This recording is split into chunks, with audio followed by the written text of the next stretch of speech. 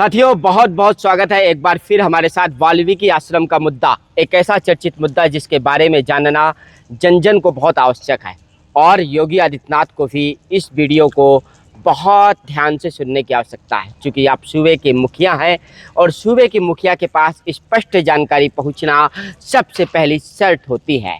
सूबे के मुखिया का, राजा का कर्तव्य यही होता है कि वह पक्ष और विपक्ष दोनों के बातों को ध्यान से सुने और उसके बाद कोई निर्णय ले। बहुत बड़ा सवाल खड़ा हो रहा है क्योंकि चित्रकूट में सीएम योगी आदित्यनाथ का दौरा लगने वाला है और उनके दौरे से पहले आखिरकार वाल्मीकि आश्रम का क्या होगा, भरतदास बाबा का क्या होगा, गिरफ्तारी हुई है या गिरफ्तारी का नाटक हुआ है, ऐसे बहुत से रहस्य छिपे हुए हैं। लेकिन मामले की शुरुआत क्या है और एक संत का चरित्र क्या है, इन सब बारे में बात करने के लिए इस पूरे प्रकरण पर शुरू से लेकर के अंत तक डटी रहने वाली महिला नेत्री अर्चना उपाध्याय मेरे साथ हैं। बहुत बहुत स्वागत है आपका।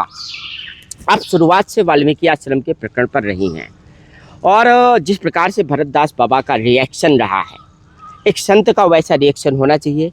जो अपशब्दों का प्रयोग किया है उसने, क्या होना चाहिए? क्या समस्त संत समाज के ऊपर सवाल नहीं खड़े करता है?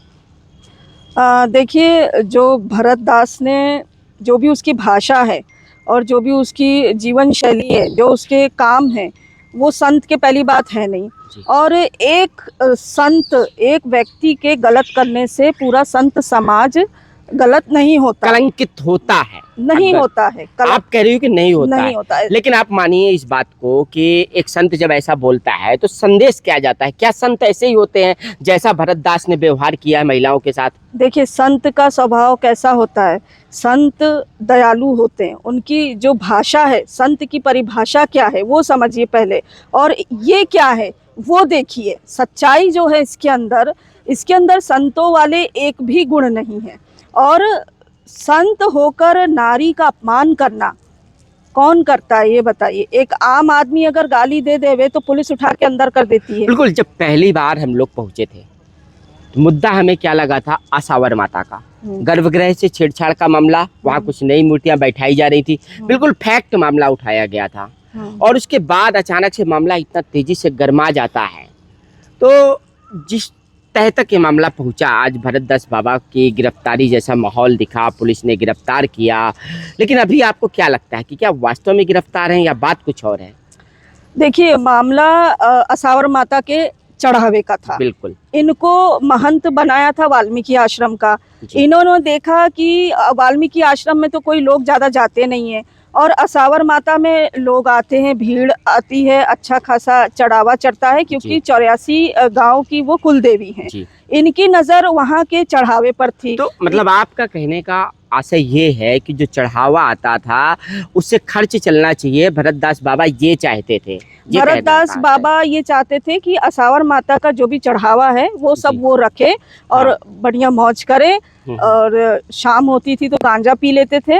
गांजा लेने के बाद में मोबाइल उठाते थे और मोबाइल उठा के अभद्र पोस्टिंग करना, गंदी गंदी बातें लिखना, वहाँ के आसपास की औरतों को उल्टा सीधा बोलना। मतलब संतों वाले उसके अंदर एक भी गुण नहीं। गांजा पीते हुए आपने कभी भरतदास को देखा? मैंने तो नहीं होगा? उनको देखा नहीं, सुना है।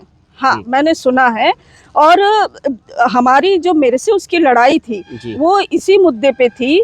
हम आसावर माता मंदिर के लिए लड़ रहे थे क्योंकि वो उस आसावर माता सिद्ध पीठ को नाम बदलकर वाल्मीकि आश्रम रख रहा था, जो कि आपने भी देखा है। हमने उसका विरोध किया, हम सब ने मिलके, तो उसने मेरे खिलाफ सोशल मीडिया पर बहुत अपशब्द लिखे। अब बड़ा सवाल मैं कर रहा हूँ आपकी तरफ से और जनता से भी कर रहा हूँ और सूबे के मुखिया सीएम योगी आदित्यनाथ से भी मैं कह रहा हूँ कि एक मुखिया के लिए संपूर्ण उत्तर प्रदेश एक परिवार की तरह हो जाता है और संतों ने हमेशा नारी शक्ति को पूजनीय माना।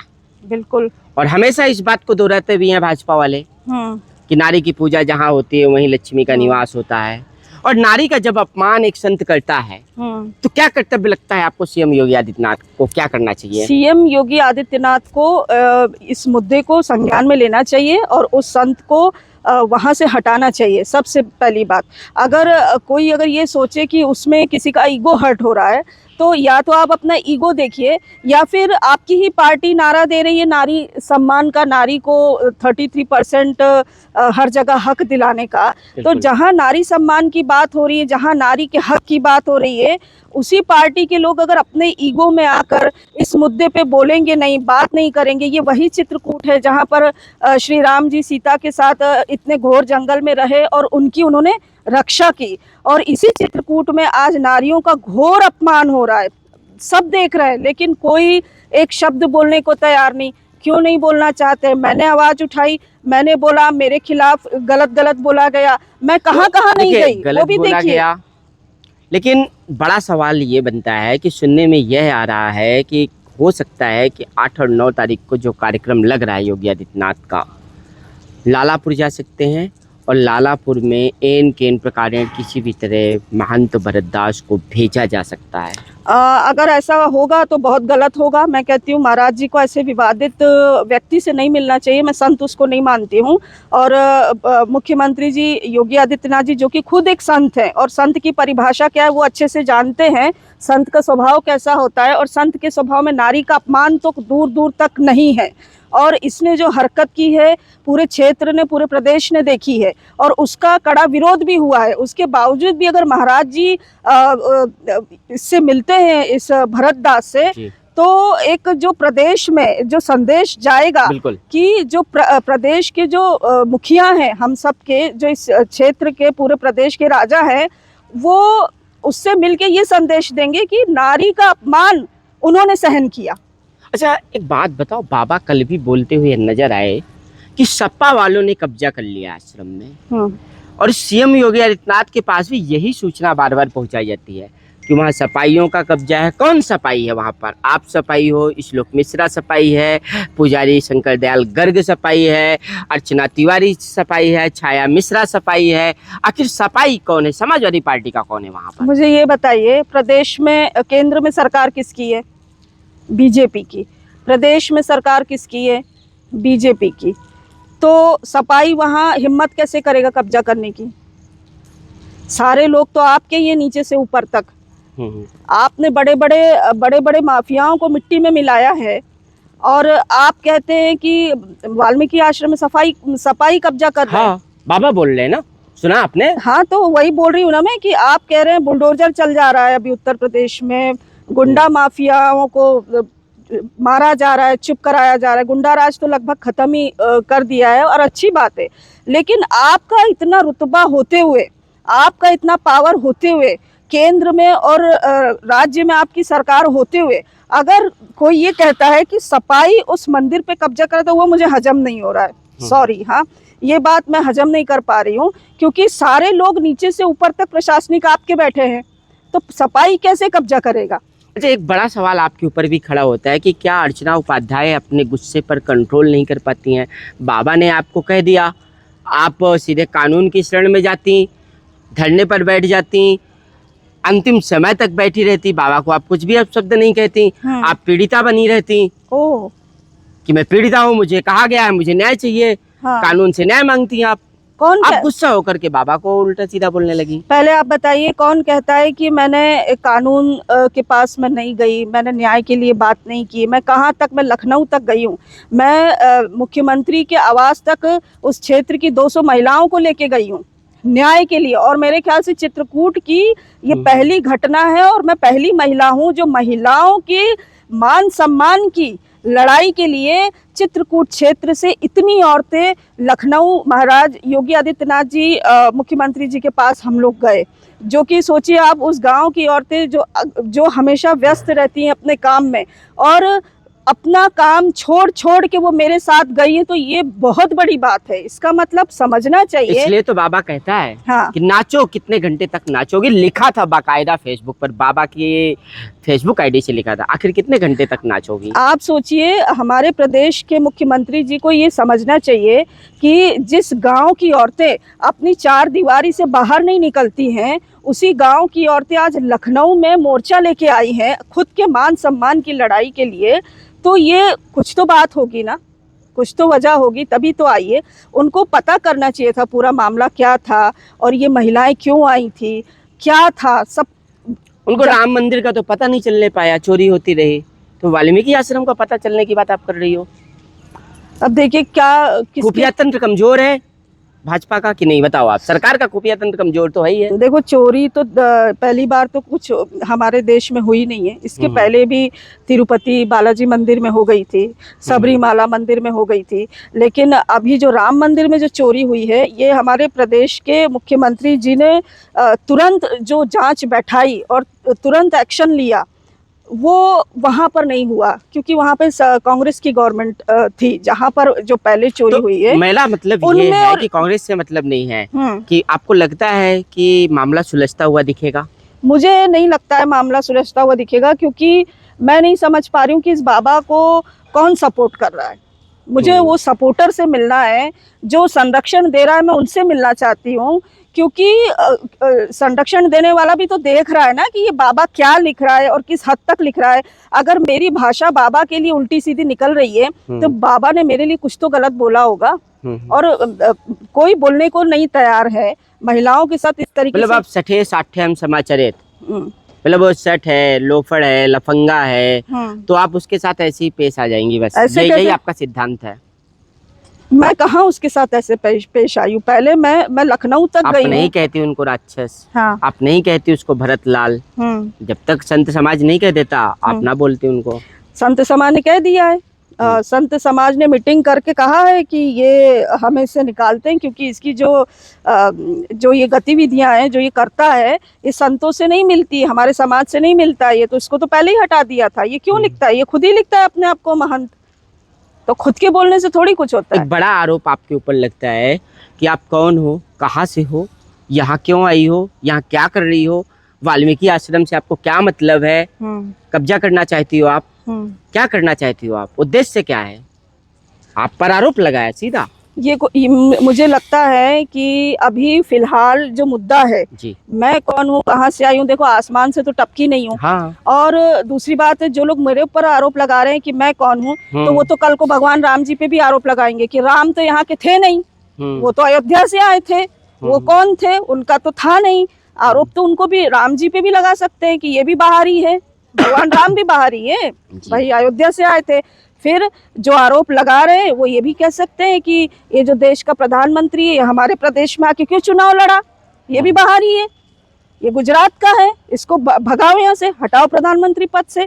तो ये जो बातें ना बहुत ओछी बात है, मैं इस पे ध्यान नहीं देती। यही तो लोग कहते हैं कि आप चुनाव लड़ना चाहती हैं, वाल्मीकि आश्रम को आपने मुद्दा बना लिया, पकड़ लिया, पकड़ के बैठ गई हैं बस। नहीं, ऐसी बात नहीं है। आपको मेरी बातों में सच्चाई नहीं लग रही है? मुझे क्या, वो तो जनता बताएगी आप सच बोल रही हैं कि झूठ बोल रही हैं। मैं कौन होता हूँ फैसला करने वाला?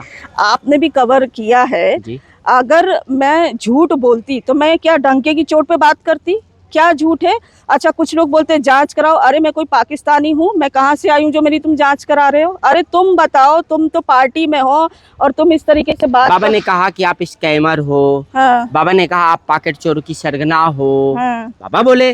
अच्छा तो बाबा तो कुछ भी बोल रहा है, बाबा तो डीएम को भी बोल रहा है, बाबा तो एसपी को भी बोल रहा है, तो उसको वो उसका मानसिक, बाबा की हिम्मत की दाद देनी पड़ेगी भाई। एक अगर साधारण आदमी कोई भी अपनी न्याय की आवाज भी उठाए और मांगे और डीएम एसपी के सामने बात करने की मतलब हैसियत नहीं रहती है, बोलने से पहले आदमी हकलाने लगता है, सोचता है कि क्या बोलूं साहब कहीं नाराज ना हो जाए। बाबा नहीं डरता, बात क्या है? इसलिए नहीं डरता है क्योंकि वो जानता है कि यहाँ की जो जनता है वो एकजुट नहीं है, जो पॉलिटिशियन है उनको मतलब नहीं है, किसी को कोई लेना देना नहीं है। जब उनके घर की बहन बेटियों के बारे में बोलेंगे तब वो कूदेंगे, अभी वो क्यों आएंगे, उनका क्या लेना देना, बोलेंगे हमारा क्या मतलब है, हमारी घर की बहन बेटी को थोड़ी बोला है।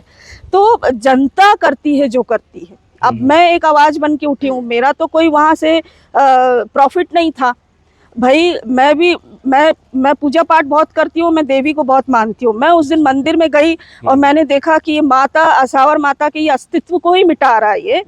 तो मुझे पता नहीं क्यों नहीं अच्छा लगा, मैं नहीं रह पाई, बोल दिया मैंने, और मेरे अंदर वो गट्स हैं कि मैं लड़ सकती हूँ उससे। अच्छा, एक अंतिम सवाल है, सीएम से क्या कहना चाहती हैं आप? ऑन कैमरा बोल दीजिए, हो सकता है सुन लें। मैं माननीय मुख्यमंत्री जी से एक निवेदन करूंगी, आग्रह करूंगी कि संत समाज में इस तरीके के व्यक्ति जो संत का चोला पहनकर और इतने बड़े धार्मिक और पवित्र स्थान पर आकर बैठकर गलत हरकत करते हैं, संत समाज को निर्लज्जित करते हैं, ऐसे लोगों को आप कृपया करके संज्ञान में लेकर और ऐसे पवित्र स्थान से इनको हटाकर किसी अच्छे तपस्वी को बिठाना चाहिए। संत की वाणी ऐसी नहीं होती है जैसे इस भरत दास की है। और आप क्या सच्चाई है आप खुद जांच कराइए, पता करिए, क्योंकि ये बात तो सब जगह फैल रही है, आपके कान तक क्यों नहीं पहुंच रही वो मैं नहीं जानती। इसके ऊपर घोर कार्रवाई की जाए, कड़ी कार्रवाई की जाए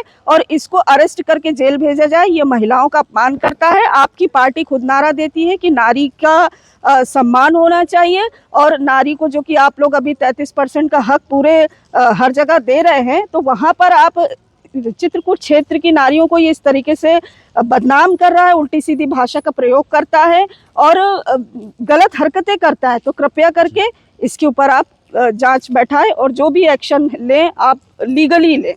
तो देखिए, ये थी हमारे साथ अर्चना उपाध्याय, जब जय बजरंग सेना के राष्ट्रीय प्रभारी हैं, जिन्होंने सीधे तौर पर सीएम योगी आदित्यनाथ से एक बड़ी मांग रख दी है। बाबा पर भी आरोप है और बाबा ने इन पर भी बहुत संगीन आरोप लगाए हैं, लेकिन जनता तक सच पहुंचना चाहिए और जनता को भी सच बताना चाहिए। इसलिए हम अपेक्षा करते हैं कि आप लोग कमेंट बॉक्स में सच ज़रूर लिखें, अपने सवाल ज़रूर लिखें और देखते हैं कि आखिरकार योगी आदित्यनाथ के दौरे से पहले कोई फैसला होता है या फिर नहीं भी हो पाएगा। जय हिंद, जय भारत।